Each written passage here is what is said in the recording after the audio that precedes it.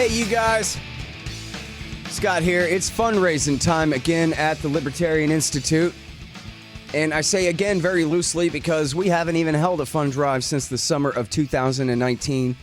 And the reason for that is because you guys were so generous in the great book and institute fundraiser of summer 19 that I felt terrible coming back to you again until the book was finished. But now the book is finished and the institute is out of money. And I got to be able to pay my guys and pay my vendors and keep this thing going. So I need help from you. It's myself, the legendary Sheldon Richmond, the firebrand Pete Quinones, the brilliant Kyle Anzalone, who also works for antiwar.com.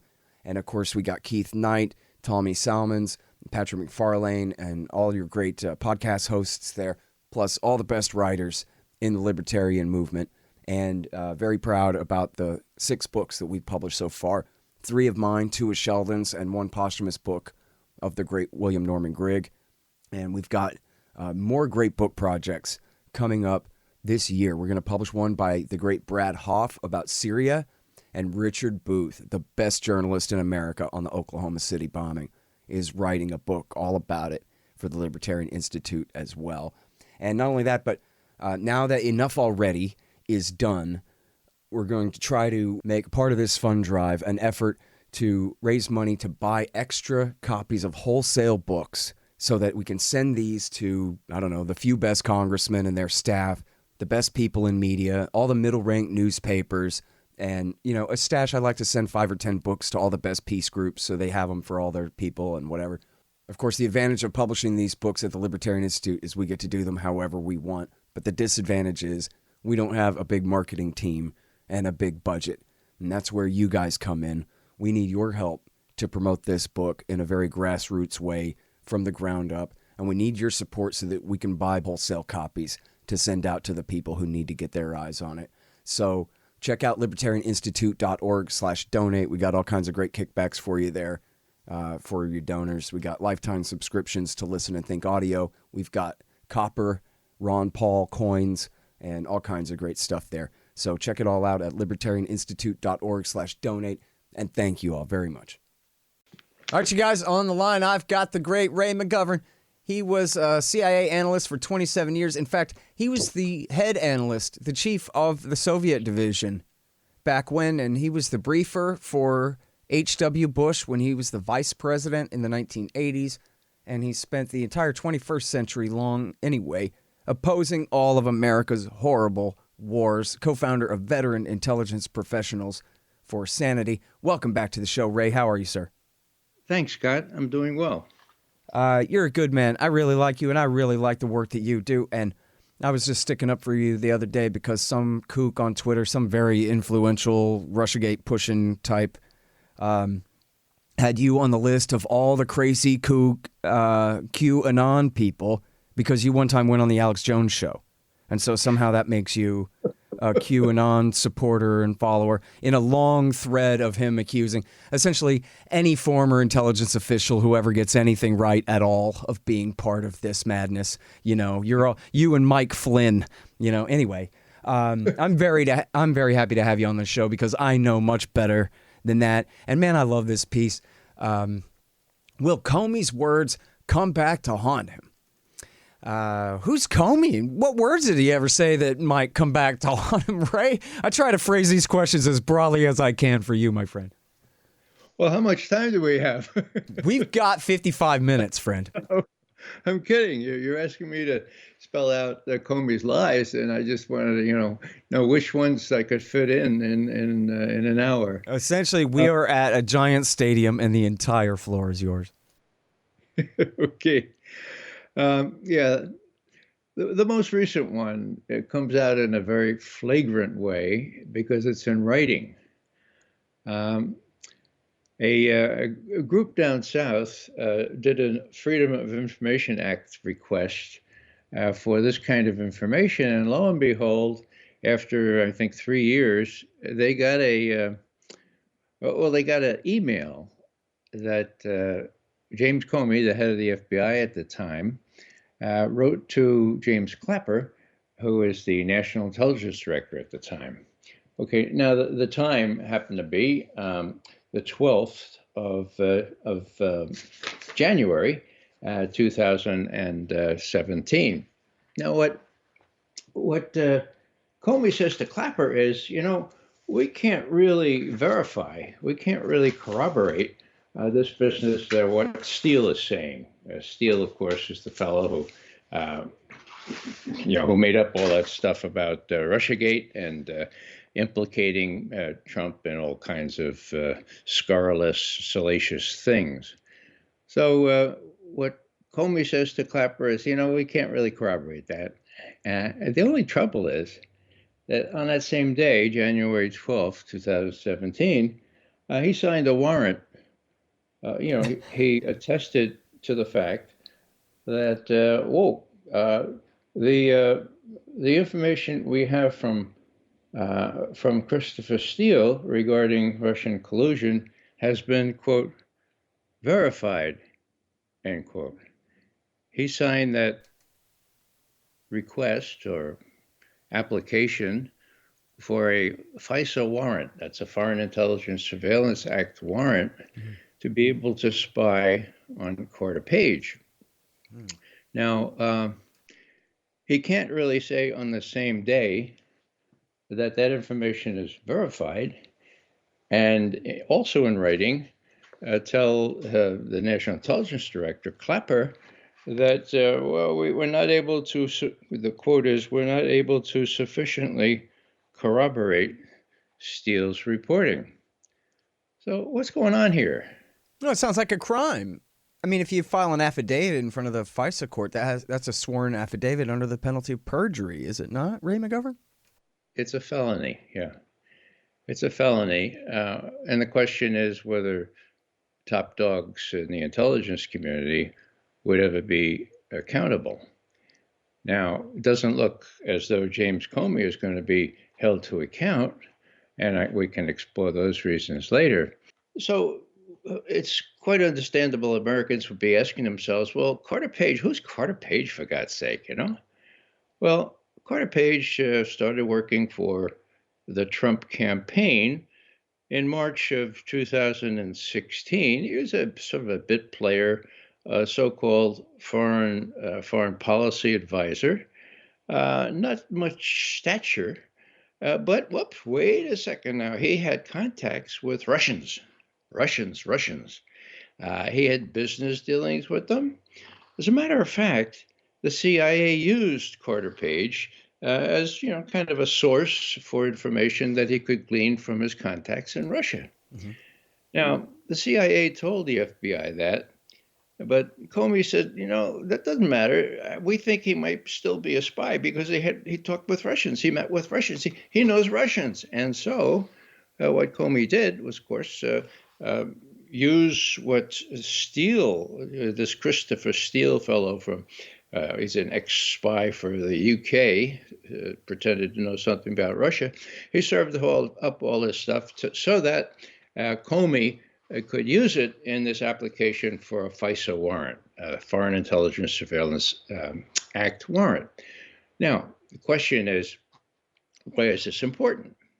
Well, Carter Page wasn't the target, for Pete's sake. Carter Page was just low-hanging fruit, as I say in my article. It was easy pickings. Donald Trump, and other higher-ups were the real target. Now, what does that mean? Well, that means that by cooking up charges, suspicions against Carter Page, they could get a warrant to surveil Carter Page, and under the rules, under the procedures approved most recently by President Obama, they could not only surveil Carter Page, but they could surveil anyone that Carter Page talked to or emailed, and they could surveil anyone that talked to anyone that talked to Scott Horton. In other words, not Scott Horton, but Carter Page. Now, if Carter Page happened to call one of the president's folks or the president himself, ipso facto, the president or his folks are being surveiled. Right. Does this that is mean the two hops theory, right? Yeah, the two hops is what it's called. And you know, my colleagues in at NSA talked about when Obama approved the latest edition of this, and they said, "Man, the NSA people were ecstatic because wow, that meant that they could get evidence from any number of hops, and let's say Carter Page Googled." Well, okay. Google would expose anyone who used Google, which is half the world. Yeah. Or if he called AT&T customer service on his cell phone, right? Yeah, right. So that's the rub here. It wasn't spying on Carter Page. He was spying on the president. Now hold that thought for just a second. I want to clarify one thing with you real quick here. Just Sure. It's kind of stupid, but I'm just curious about the jargon here, because if you're a CIA analyst, then I think we just call you a CIA analyst, right? And then if you're a spy on the operations side, then you call the CIA officer.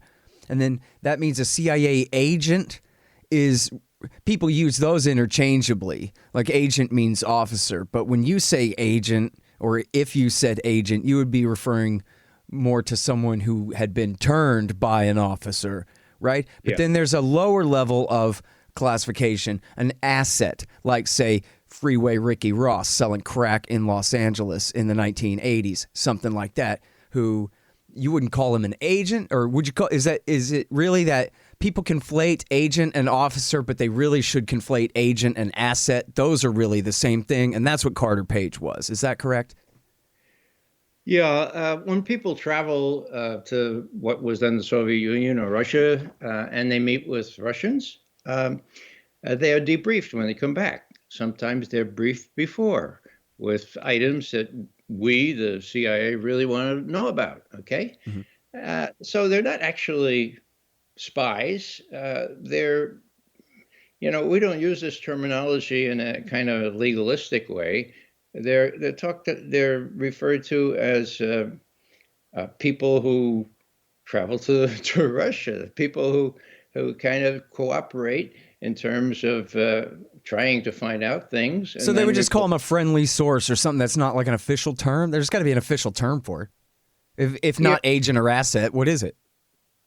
Well, they're referred to often as assets, but not as agents. Agents are usually paid by the CIA to do these things.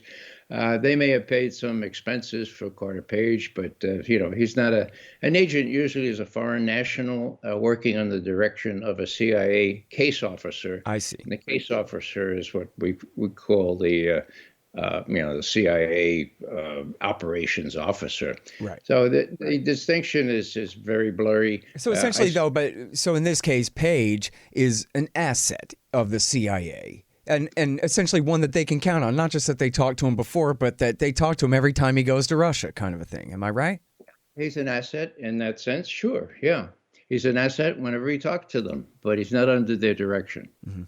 So then now we know, and one guy was convicted and sentenced to a slap on the wrist for forging this FISA warrant to omit that fact, so that the FISA court wouldn't know that this guy's a loyal American patriot. What do you mean he's a spy? Every time he talks to a Russian, he spills his entire guts to the CIA all about it, completely voluntarily. He's a friend of ours, as the mob says, right? And they cut that out in order to get this warrant, as you say, not to spy on Carter Page, but to spy on the entire Trump campaign, and including the President of the United States, or at that time, the major party already nominated candidate for President of the United States, and then later the President-elect and President. Yeah, right into several months into Trump's term as president. These things were renewed 3 times. The last 2 when Trump was president. So yeah, that's what they were trying to do. And in that sense, even William Barr is correct in saying, yeah, the president was spied upon. Nobody really knows that, but that's the way it worked. And this 2-hop system is still in place. So be careful who you talk to. By talking to me, Scott, you are automatically a hop away from danger. Oh, yeah. Boy, am I in trouble for I talked to Rick Ojeda, the guy the FBI agent who investigated the things he wasn't supposed to investigate about the Oklahoma bombing. I'm screwed. Yep. Anyway, and that was a long time ago. They've been two hopping my ass this whole time. Scott, it's in one sense humorous, the degree to which this has gone.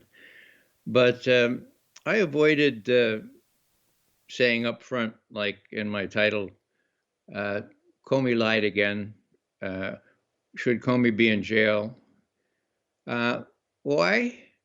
Well, that's as far as I go on self-censorship, but I didn't want Twitter, Facebook, Instagram to delete my piece, which I wrote for you guys. Right. So, it's really pretty bad. And, were I to have done that, well, several of my friends have had their homes invaded at 6:30 in the morning, their offices ransacked. Max Blumenthal, for example, John Kiriakou. I mean, it's gotten pretty bad. So Max Blumenthal's house was raided in the morning? Kiriakou, his house was raided. Oh, in the no. afternoon. Oh, I know about Kiriakou, but I thought you said Max Blumenthal's house was raided. Is that what you just said? Yes, it was. When was that? Say again? When was that? That was about, I guess, 7 months ago. I wrote an article on it. Then Okay, was this over at the Venezuela embassy protest stuff? Well, it was a whole bunch of things. Max is a very outspoken reporter, as you know. Sure, yeah. And he was detained in Washington. And while he was detained, they ransacked as they went through his Oh, I see. I was thinking, yeah, that was I'm sorry, I misunderstood. Like, night raid or, early morning raid of his home while he was there kind of a thing. And I didn't remember that story. But you're saying they went to his house while they had him arrested from the protests. I got you. Yeah, you recall. Which, by the way, and you talk about the Twitter memory hole, Paul Sperry, who is, a conservative leaning, but a very mainstream reporter. I mean, he's written for the Wall Street Journal. He wrote for antiwar.com back a long time ago on what do the Saudis know about September 11th type stuff. But, he is a very very mainstream, but he is a mainstream, straight-laced professional journalist who's done, yes, a lot of great work debunking Russiagate at Real Clear Investigations and things like that. But, I mean, I don't know what their claim was of him violating rules, but I've never seen, and I follow him on Twitter, I've never seen him argue with anyone there. He just says, breaking news, this thing happened, follow this link to it, and it's his own original reporting. You know what I mean? That's all he's doing. He's promoting his own work on there, and that's it. He's not calling people bad names or even engaging in that kind of a way at all. There's a very straight-laced reporter, and they just kicked him right off of the Twitter, which what took them so long, I don't know, but yeah, things are getting pretty ugly out there, man. Yeah, they are. And so will James Comey be put in prison? I wouldn't hold my breath. This gets pretty cynical. Who are the people that's supposed to be looking after or overseeing James Comey, the head of the FBI? Well, Senator Grassley from Iowa. He's been head of the Judiciary Committee, and now he's ranking member. Well, how does he look at this? Well, he wrote an email. I mean, he's older than I am. He still emails, right? Okay, so he says this. He says, look, when Kleinsmith, this lawyer who changed the CIA warning that Carter Page was indeed a CIA source, he changed it. No, he wasn't a source, and that facilitated the cover-up with the application to the FISA course. In other words, Kleinsmith was a small fry, but he changed the email from the CIA so that the FISA court would approve it. Well, when he was sentenced, I mean, I had to pay more for standing up silently, turning my back on Hillary Clinton, than Kleinsmith had to pay. He had to pay $100, right? Yep. And he's on probation for like 6 months or a year or something like that. No jail time. So what does Grassley say? Grassley says, wow, this is no surprise because it's very rare that the FBI will turn on one of its own. He says, it's the old department of just us, JUST US, okay? That's what we're dealing with here, just us. Now, I don't know if he got that from Bill Binney, but Bill Binney has been using that term for a decade or so. But what does that say? Okay, that says that Senator Grassley, who's supposed to be monitoring, supposed to be overseeing the Department of Justice, realizes that it's really just the Department of just us. And as my friend George Carlin used to say, it's a big club, but you ain't in it. It's just us, the muckety-mucks at the top of the FBI and the DOJ, and nothing proves it better than this communication from Comey to Clapper saying, we can't substantiate this, but I just told the FISA court today that it was verified. Hello? So there's no way. Wait a minute, Ray McGovern, did you just say that you were old friends with George Carlin? Well, I think he's from my neighborhood in the Bronx. My old, maybe he's an old friend, but no, I didn't know him personally. Oh, okay. Because he's all of our old friend in that sense. But I just thought, I thought about it and I was like, wait a minute, man. You guys are a couple of Irishmen from somewhere in New York. I don't know exactly, but maybe you guys are old pals. I don't know. I wanted to hear a story if there was one. One of the highest compliments I've gotten after my speeches, Scott, has been, you remind me of George Carlin. Really? That's great. Yeah, no, you know what? You got a big heart just like he did. I know that. All right, I'm sorry to interrupt. Go ahead and talk more bad about these horrible FBI guys. Well, when I joshed at the beginning of this session as to how much time we had, I was recalling the first time that I was asked to speak on the falsified evidence of weapons of mass destruction in Iraq. This was Peter Kuznick of American University, who was holding a teach-in. He calls me up 3 days before and says, Ray, we want you to talk about the lies, the intelligence that was distorted to justify the attack on Iraq. And I wasn't kidding, my first reaction was, well, how much time do I have? And he got it right away. He laughed. He said, 7 minutes. I said, I can't do it in 7 minutes. He said, well, do what you can, okay? And that was the first big teach-in. Dan Ellsberg was the fellow testifying before me. So when you asked me to tell you about James Comey's lies, my instinctive reaction was, how much time do I have? He lied about just about everything. And one of my favorite ones is when he testified before the Senate Intelligence Committee, and Richard Burr and he had clearly rehearsed his testimony. So Richard Burr was the chair, and he said, "Now, Mr. Comey, this business about hacking into the Democratic National Committee emails, you didn't seize the computers, did you?" "No, sir, I didn't." "Well, how do you know what happened? Who hacked it?" So, "Oh, well, we referred on a first flight outfit called CrowdStrike, well respected, and my folks tell me that they just delivered the goods." Okay, now fast forward to May 7th of last year, when we learned from formal sworn testimony from the head of CrowdStrike that they detected no exfiltration of DNC emails. As hard as they tried, they concluded there was no technical evidence that DNC emails were hacked, that is, electronically hacked by Russia, by anybody. And they had the access to. So here's Comey saying this is a crackerjack outfit. Here's Mueller just eating up whatever they say. And what they really said, according to sworn testimony of December 5, 2017, before Schiff's committee in the House, he testified there was no technical evidence of exfiltration, although we saw evidence that the emails were being prepared for exfiltration. What does that mean?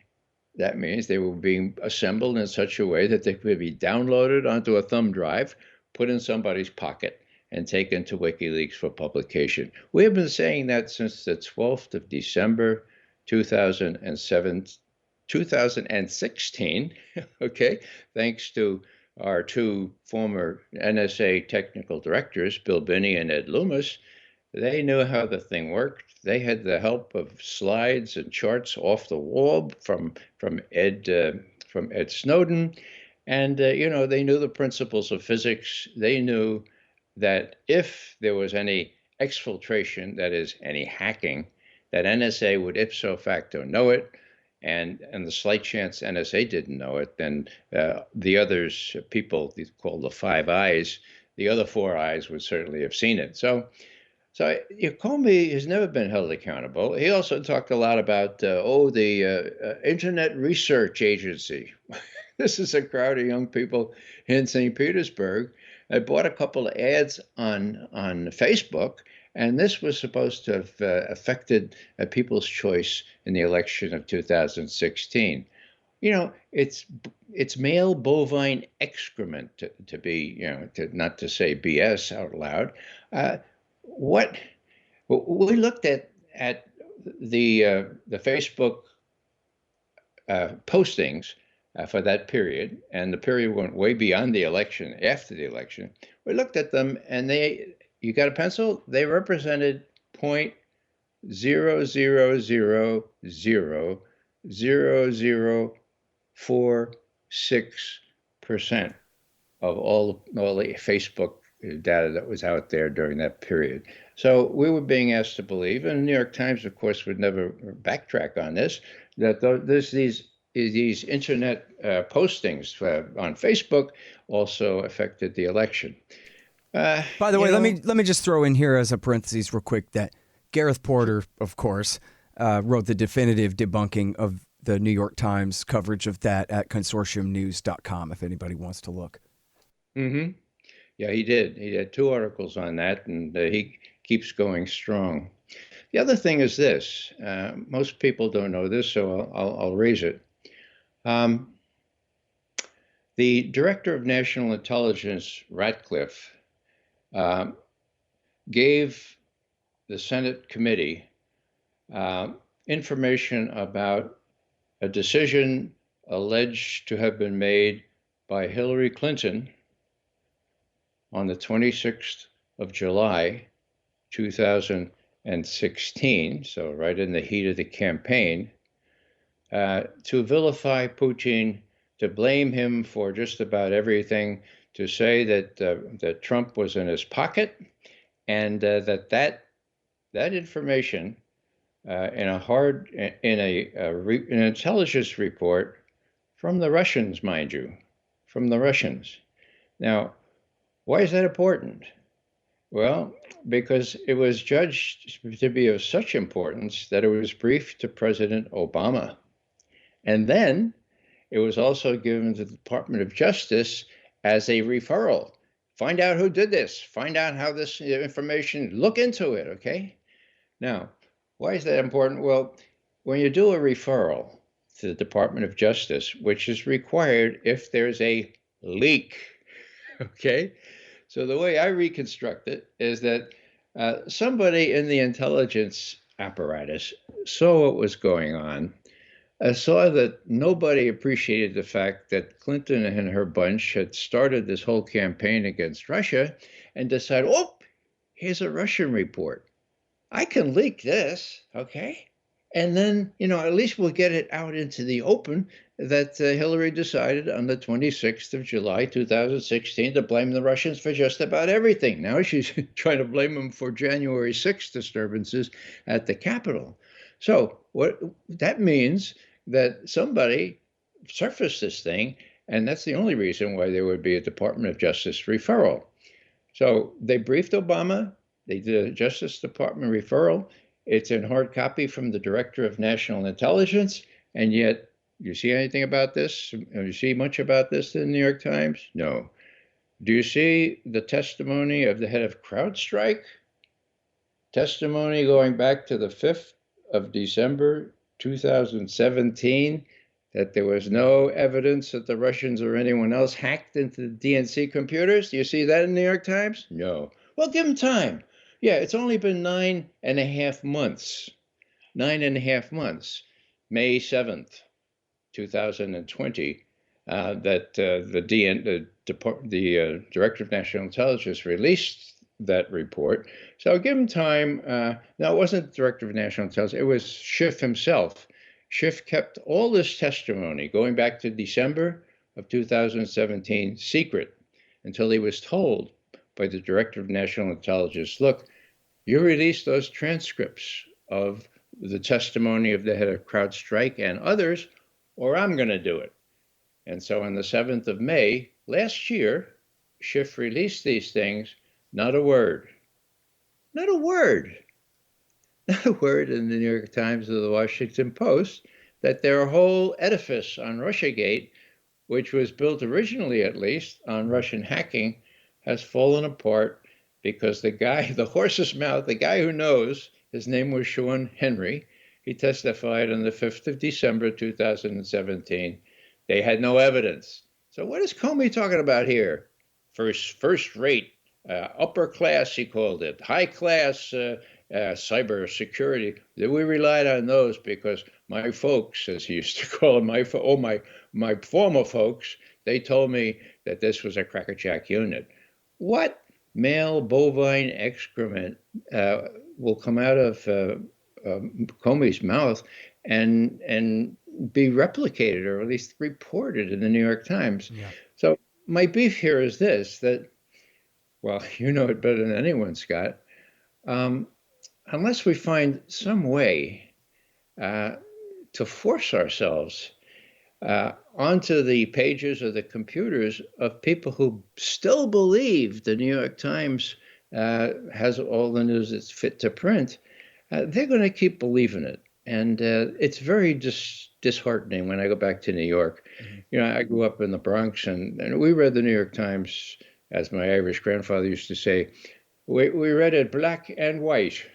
In other words, every page, right? Mm-hmm. And my parents wouldn't go to bed at night until they had finished reading it, unless they fell asleep. If they fell asleep, there was a special place that they put the unfinished New York Times, and they wouldn't dare open the morning's New York Times until they had finished the one from before. So, you know, you used to be able to get pretty good information. There were more warmongers in that time, but we didn't know it. Pretty good information in the New York Times. You can't do it anymore. But if you tell somebody, like I've told my friends, I go up there, I used to go up there and say, look, the head of CrowdStrike has disavowed any notion that there was hacking by Russia or by anyone else. They look at me like I have three heads, you know? No, that can't be. I mean, hello, it's not in the New York Times. By the way, Ray, have you read Matt Taibbi's new book, Hate, Inc.? I haven't had a chance to yet, no. You know what? Get your hands on that and your eyeballs on that. You'll love it. And it's really, he talks about how, you know, we were slaves under the old New York Times / rather Jennings Brokaw monopoly on messaging in this country. And then what happened was Fox News decided that actually we don't have to play it down the middle because rich people, old people skew rich and Republican. So we're just going to target them and sell them gold coins and stuff and make a killing on that. And so instead of shooting for the broad audience of the whole country. And then, you know, the internet, not to blame the internet, but with the advent of the internet and especially with Facebook and YouTube and the way all the algorithms are set up, he talks about how everyone is just divided into these tiny little silos of information where everybody has their favorite guys that they get their information from, and they don't get to hear the other guy's point of view at all. So they're not even having the same arguments. Even if they're talking about Russiagate, the right wing's messaging or narrative on Russiagate on one day is not really an answer to what the liberals are saying that day. They're kind of off. They might as well be on an island having their own kind of separate discussion. So they're not really arguing back and forth. They're only arguing with what they say the other guy says and this kind of thing. And it's getting worse and worse to where, like you're talking about, the New York Times, you know, they always lied, but they would always have to kind of fess up, right? Remember when they pretended that the Russians started the war in Georgia in August 2008? And then in November, they said, nah, we were lying. That isn't true. It was the Georgians did it. You know what I mean? It's just a few months later. They had to admit it. But in this case, no. As you say, they don't even touch the story at all. They don't even admit it at all. After 3 years of telling us all this stuff was true, they don't even admit. And in fact, famously, the big story that came out in the end of January, very beginning of February 2017, in the New York Times, multiple Trump campaign officials had contacts with top Russian intelligence agents and all that. That still doesn't have a correction appended to it. Even after Comey himself said it wasn't true just a few months later, in the spring of 17 still, in front of the U.S. Congress. They still don't have a correction on it. And so people who want to believe in this Russiagate stuff, that it was never debunked, that of course it's all true. I see it all the time on Twitter. Liberals still believe. I still want to know exactly what Putin had on Trump to control him the way he did that whole time, as though none of this stuff has fallen apart yet. Yeah. You know? Well, when you have Hillary Clinton interviewing Nancy Pelosi and saying, Nancy, we've got to get to the bottom of this. What kind of a hold Putin has on Trump? I'd love to see the transcripts of their telephone call or calls, plural, on the 6th of January, 2021. I wonder what Putin was telling Trump while the riots were going on at the Capitol. You know, I'd love to get that, Pelosi. Yes, all roads lead to Putin. Clinton. You know what we need is a 9/11 commission type commission to look into this and see how beholden Trump has been to Putin, Nancy Pelosi. Good idea, yeah. And there are a lot of people in Congress that would approve that. Now, the latest reports are that she's going to go ahead with this 9/11 type commission, as though the 9/11 commission did a service to our people. It did not, and its two chairmen admitted that, as they put it, they were destined to fail. They were not given enough money. They were not given enough time. They were not given enough access to secret information. All of this, they said, 2 years after the famous commission report. So we're going to have another commission like this? Yeah. And what are they going to do? Are they going to find the Russian hand behind the events of January 6th? Well, if Hillary Clinton's still running the Democratic Party and Pelosi is so enamored of what Hillary says, yeah, there's a chance they'll say, well, there's a appendix here written by blah, blah, blah, blah. And they say, yeah, we know there was, so it's so strange. Now, let me just add one thing here. It's not only my old college friends up in New York, it's people I worked with in the agency and CIA. 3 years ago, I got an email from a really savvy guy. We used to work on the President's Daily Brief together. And he says, I don't know how you I don't know how you put yourself in Putin's pocket. But I want to tell you that I have openly denounced you. And now I feel relieved because I will not be followed, or I will not be prosecuted because of my past association with you. He put that in writing, not only in an email, but in a comment underneath one of my writings. More recently, and more specifically with respect to James Comey, another former colleague of mine, writing in Counterpunch, had a piece called Comey Whistleblower. Here it is. There's no better example of a genuine ethical leadership than Comey's role as whistleblower. What? Yep. I've been in the government for over 40 years, and he is a public servant in the best sense of that term. Now, I have to say that this was back in September of 19, but still, my God. So this narrative that they all cling to, that Hillary and Comey, they were all doing their job, completely dissociates themselves from the real information.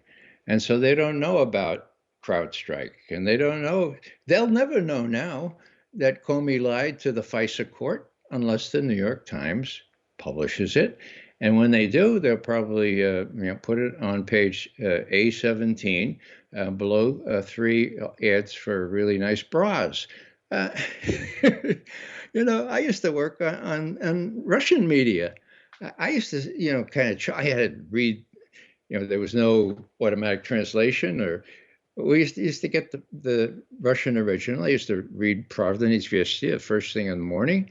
And sure enough, I laughed. There was one, there was one propaganda term they used that I used to really laugh at. It was talking about Wall Streetskie kradapitsy.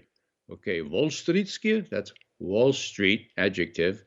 Krov is blood. Pete is drink. So, Wall Street bloodsuckers. And I, a young guy in my 20s, I'd throw up my hands. Oh, come on. This is so ridiculous. Wall Street bloodsuckers. And then as I got older, and then as 2008, 2009 came by, and then as I began to understand how the world really works, not just the Russian world, but our own, I could realize that Volstrytsky Kradapitsy was exactly the right term to use for the people who are running this country as part of what I call the Mickey Mat. And I'm going to advertise that one more time since lots of people are picking it up. We used to talk about Eisenhower and the MIC, the military-industrial complex. Now it's broadened out to the Mickey Mat. That rhymes with Mickey Mouse, so you can remember it. Here it is. The Military Intelligence Congressional, Military Industrial Congressional Intelligence Media Academia Think Tank Complex. Now, why do I say media? Well, I say media because it's in all caps and because it's the linchpin. The other guys, the other parts of the Mickey Mat could not be so successful if they didn't also own and run the media. And that's where we are today. Yeah, afraid so. Hey, y'all, check it out. The Libertarian Institute, that's me and my friends, have published 3 great books this year. First is No Quarter, The Ravings of William Norman Grigg. He was the best one of us. Now he's gone, but this great collection is a truly fitting legacy for his fight for freedom. I know you'll love it. Then there's Coming to Palestine by the great Sheldon Richman. It's a collection of 40 important essays he's written over the years about the truth behind the Israel-Palestine conflict. You'll learn so much and highly value this definitive libertarian take on the dispossession of the Palestinians and the reality of their brutal occupation. And last but not least is the great Ron Paul, The Scott Horton Show Interviews, 2004 through 2019. Interview transcripts of all of my interviews of the good doctor over the years on all the wars, money, taxes, the police state, and more. So how do you like that? Pretty good, right? Find them all at libertarianinstitute.org/books. Hey guys, here's how to support this show. You can donate in various amounts at scotthorton.org/donate. We've got some great kickbacks for you there. Shop Amazon.com by way of my link at scotthorton.org. Leave a good review for the show at iTunes and Stitcher. Tell a friend, I don't know.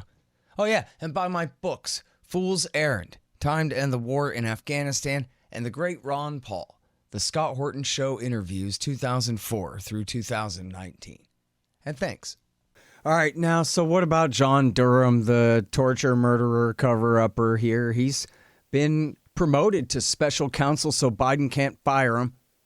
And so maybe, and we did read that he interviewed John Brennan for hours and hours. They assured him, don't worry, this is just an interview. It's okay if you contradict yourself. We'd never charge you. But I believe that they would never charge him because look at the way they let this one guy get away with the FISA warrant thing, and so far haven't gone after anyone else yet. And he is the torture murderer cover-upper from who served Obama in that capacity, covering up Bush's CIA's torture and murder program. And so, I don't know. That's my setup for the question there. John Durham, he does have power to abuse. If he wants to go after these guys, he could, right? No, not right. I wrote an article for antiwar.com. What's the date here? December 5. It was a crucial date. Nobody seemed to realize it except me. But that was the day that Barr said, look, my guys have looked at the election results, and there are no irregularities that would change what we know that Biden won. Mm-hmm. My God, that was right in the middle of Trump just raising hell, right? Mm-hmm. What else did he say? He said, now, as far as John Durham is concerned, I'm going to try to appoint him special counsel. Sorry, Barr. No can do. Special counsels have to come from outside the government. Whoa! Now, a couple of my lawyer friends were really helpful to me because despite what the New York Times and Charlie Savage and all those guys were saying, they pointed out that you can't appoint a special counsel from inside the government. And even Barr, when he appointed Durham as he said he will have all the duties and responsibilities of a special counsel, as though Barr realized he can't do this. He can't appoint Durham special counsel from inside the government. Now, what does that mean? Well, that means that even though Durham is still around, he's going to have to be responsive to, I guess it's who is it? Garland, the new attorney general, once he gets confirmed, and Garland's going to tell him what to do and what he can't do, and he's not going to have the powers of special counsel because he can't. He's within the government. So this whole thing was just sort of window dressing. Oh yeah, John Durham's going to keep on the job, and that's what your editors allowed me to say on December 5th. Now, there's a discordant note yesterday when I saw that Jonathan Turley, whom I respect very, very much, still seems to think that Durham could come up with something. And I have to talk to Jonathan Turley because I don't understand why he would say that. I mean, hell, Biden's in charge now. Biden was involved in all this stuff. He and as I say in my article today, he and Obama were fully briefed on this whole business, Steele dossier, the whole 9 yards, okay? Now, how likely is it that Durham is going to be saying, no, you go ahead. Barr wanted you to be you can't really be a special counsel, but yeah, well, go ahead and put the finger on all these guys that worked for us, Comey, Clapper, Brennan. So I may be wrong. I'm not a lawyer. And as I say, I need to check out with Jonathan Turley why he thinks that Durham is still in operation. But even if he is in his office, he's not going to be able to do anything that the attorney general working for Biden doesn't allow him to do. That's my brief on that one. Yeah.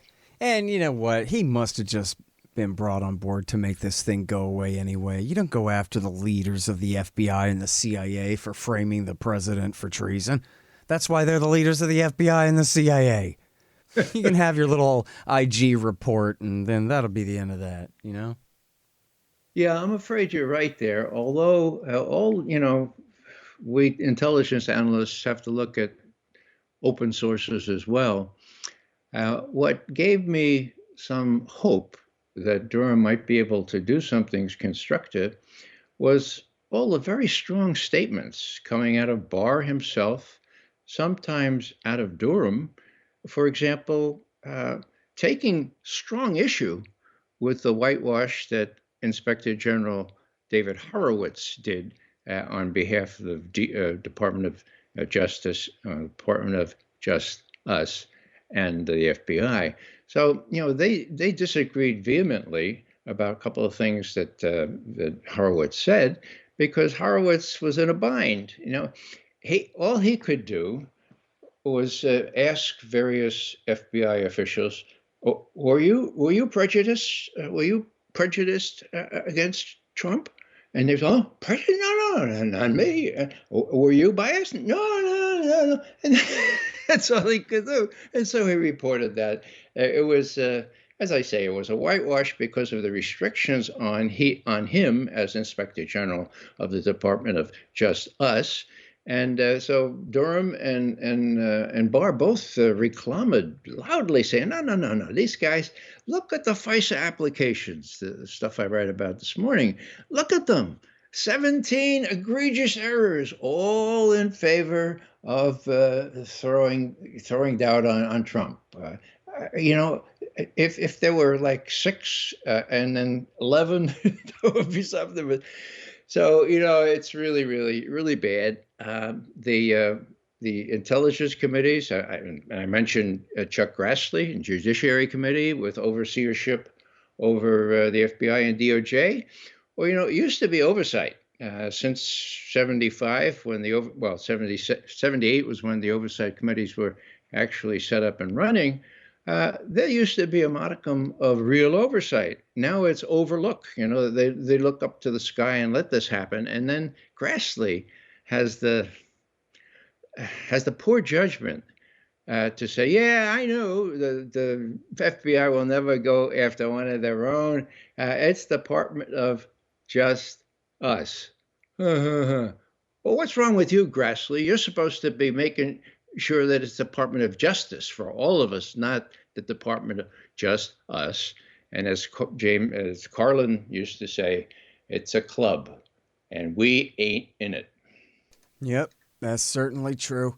And, I don't know about Mickey Matt. I hear you, but at the same time, I don't think we need new jargon, right? It's just the national security state, the arms industry, the spies, the generals and their golf courses, right? It's easy. Why make it needlessly complicated when it's just the combine, right? That's what they called it in One Flew Over the Cuckoo's Nest. Yeah. Well, my attitude is this. Deep state is what it is. Unfortunately, Donald Trump said deep state. Yeah, that's right. I like national security state, because that's what it really is, right? It's 1947. In fact, to quote George Carlin, then in 1947, they passed the National Security Act, and the industrial guys got in bed with the military, and everything's been downhill ever since. Yeah. But, there's more to it. There's more to it. The media is the new element. And I've been saying this, it's not so new. I've been saying it for 15 years. We no longer have a free media. That is big. Yeah. Okay. Absolutely. So we put media in there. And then, these think tanks, my God, they're all paid by folks that are eager for arms building, arms making. And academia has been subverted by money given to them to do the kinds of things the Pentagon want them to do. So my idea was not to substitute for the national security state, which I too like, but to give people something more to think about. To say, well, it's the military-industrial complex, but it's more. It's Congress, for God's sake. And as you know, Ike himself wanted to include Congress. He wanted to make real MIC. Nick Turse, who's the great African military adventures reporter now, he wrote a book called The Complex, and he was coming from the same kind of point of view as you. That there's so many hyphens now. Instead of hyphens, let's just call it The Complex, because it's right down to the tube socks and the boots and the buttons for the Army uniforms and of course academia, and academia to degrees that people aren't really cognizant of at all. I mean, hell, you could throw in the video game industry, right? You throw in everybody is in on this thing. And as William S. Lynn said, $1 trillion a year. It's the biggest honeypot in the history of the world. There's nothing like it. And so you'd be crazy. If you're in any business at all that's even possibly relevant, you got to get that Pentagon contract or you're committing economic suicide. Mm-hmm. Yeah, I'm reminded of a report about 2 months ago where the head of Raytheon, one of the main defense contractors, is quoted, okay? And he says, and this is almost a direct quote, it looks like there won't be any peace in the Middle East anytime soon. So we're riding high. Our business is going to flourish. Our bottom line is going to be great, end quote. All right? Whoa. Okay. Why is that so interesting? Well, we have a new Secretary of Defense now. I think he used to work for one of those big. Do you know which firm? Yeah, he was sitting on the board of Raytheon. He was previously the head of Central Command. Then he went and sat on the board at Raytheon, and now he's back in charge of the Pentagon again. Oh, yeah. Talk about revolving door. Well, so now I have more hope for Austin than that, but that hope is not based on anything tangible. So there we go. Military industrial intelligence correction, blah, blah, blah, blah, blah. But you got it. The media's got all caps, media's all caps. Yep, absolutely right. And that's the thing of it, right? Because so much of it is just a matter of what goes unsaid, too. There's a famous old quote of Henry Kissinger talking about how he watches the nightly news back in the era of the dictatorship, or rather Jennings and Brokaw.